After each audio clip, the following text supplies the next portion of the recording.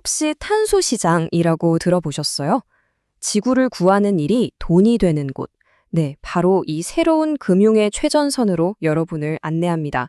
지금부터 그게 대체 뭔지, 어떻게 돌아가는 건지 한번 제대로 파헤쳐 보겠습니다. 아니, 어떻게 환경을 지키는 게 돈이 될 수 있을까요? 오늘 우리가 풀어볼 가장 큰 질문이 바로 이겁니다. 환경보호가 어떻게 수익성 있는 비즈니스가 될 수 있는지 그 구조 속으로 들어가 보시죠.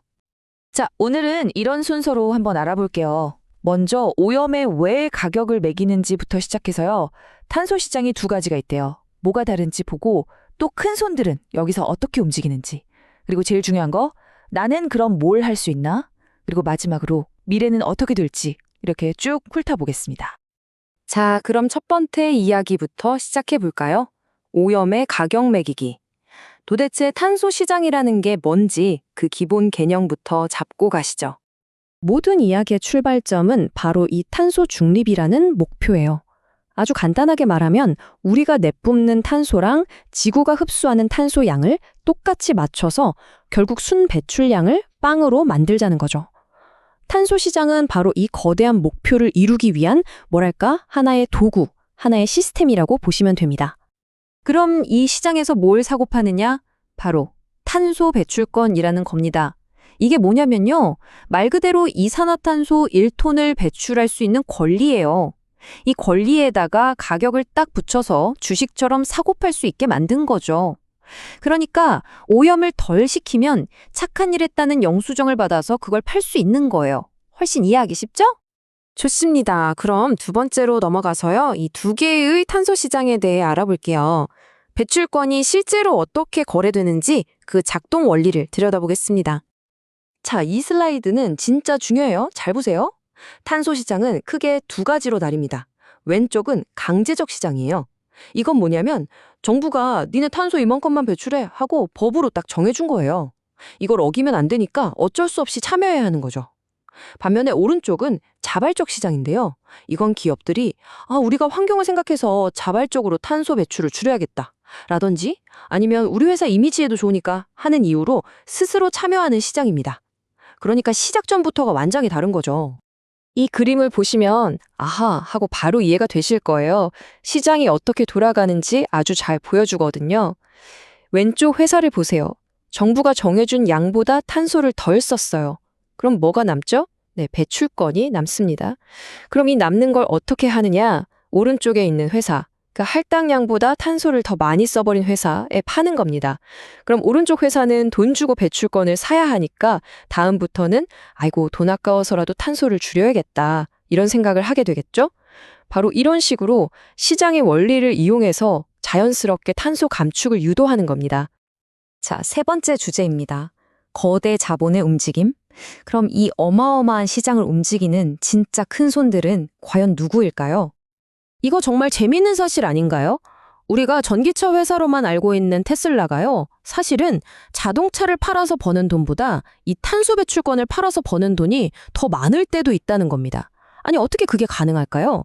전기차를 만들면 그만큼 탄소 배출을 줄이는 거니까 정부에서 인센티브로 배출권을 주거든요. 그걸 다른 자동차 회사들한테 파는 거예요. 이 사실 하나만 봐도 탄소 시장이 얼마나 큰 돈이 오가는 곳인지 감이 오시죠? 이게 단순히 테슬라 같은 개별 기업만의 이야기가 아니에요. 지금 보시는 GFANC, 넷제로를 위한 글래스고 금융연합이라는 건데 이름은 좀 어렵지만 쉽게 말해 전 세계의 거대한 은행, 자산운용사 같은 금융기관들이 우리 다 같이 탄소 중립으로 가자 하고 뭉친 연합체입니다. 이들이 지금 뭘 하고 있냐? 바로 이 슬라이드에 있는 것처럼 앞으로의 탄소 중립 경제 시스템의 전체적인 규칙, 즉 판을 짜고 있는 겁니다. 바로 이런 게 실제 사례죠. DBS 그룹 같은 세계적인 은행이 인도네시아에 있는 낡은 석탄 화력 발전소를 좀 더 일찍 문 닫게 하려고 돈을 대주고 자문도 해주는 거예요. 이게 바로 전환금융이라는 건데요. 금융의 힘으로 돈의 힘으로 세상이 더 빨리 친환경적으로 바뀌도록 이끄는 거죠. 아주 구체적인 움직임입니다. 자, 이제 네 번째입니다. 시장에 참여하는 법.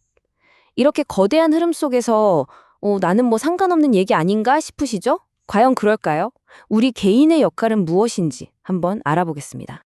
네, 아마 많은 분들이 이렇게 생각하실 거예요. 에이, 이건 다 나라나 큰 기업들 얘기지. 나 같은 개인이 뭘 할 수 있겠어? 하고 말이죠. 근데요, 놀랍게도 정답은 할 수 있다입니다. 생각보다 방법은 정말 다양해요. 만약에 내가 산을 가지고 있다? 그럼 숲을 잘 갖고 와서 탄소를 흡수하는 사업에 참여할 수 있고요. 우리 집에 태양광 패널을 설치했다? 이것도 탄소 감축 사업으로 등록이 가능합니다. 심지어 이런 게 없어도 괜찮아요. 우리가 매일 타는 대중교통, 집에서 전기 아껴 쓰는 것만으로도 탄소 포인트 같은 걸 받을 수 있거든요. 그리고 좀 더 적극적으로는 여기 보시는 마이카본이나 퍼플 같은 플랫폼에서 주식처럼 배출권을 직접 사거나 아니면 관련 ETF 펀드에 투자하는 이런 재테크의 방법도 열려 있습니다. 자, 이제 거의 다 왔습니다. 마지막으로 이 탄소 가격의 시대가 왜 이렇게 중요한지 그 의미를 한번 짚어보겠습니다. 이 숫자 한번 보세요. 1260억 달러. 2008년에 이미 이 정도 규모였어요. 그리고 불과 3년 만에 시장 가치가 12배나 뛰었습니다. 그야말로 폭발적인 팽창이죠. 그리고 이 성장은 여기서 끝이 아니에요. 지금 보시는 것처럼 2010년에는 1,500억 달러에 이를 것으로 예상될 정도였으니까요. 앞으로 기후 관련 규제는 점점 더 강해질 테고 전문가들은 이 시장이 정말 수조 달러 규모로 커질 거라고 보고 있습니다. 이젠 더 이상 일부 전문가들만 아는 시장이 아니라 금융시장의 중심으로 들어오고 있다는 뜻이죠. 자, 오늘 우리는 탄소라는 눈에 보이지도 않는 것이 어떻게 거대한 돈이 되는지 그 과정을 쭉 살펴봤습니다. 이제 우리가 먹고 쓰고 만드는 모든 것에 탄소 가격표가 붙는 시대가 오고 있습니다. 이런 거대한 변화의 물결 속에서 여러분은 어떤 새로운 기회를 보시나요? 또 우리는 어떤 위험에 대비해야 할까요? 한 번쯤 깊이 생각해 볼 만한 질문인 것 같습니다.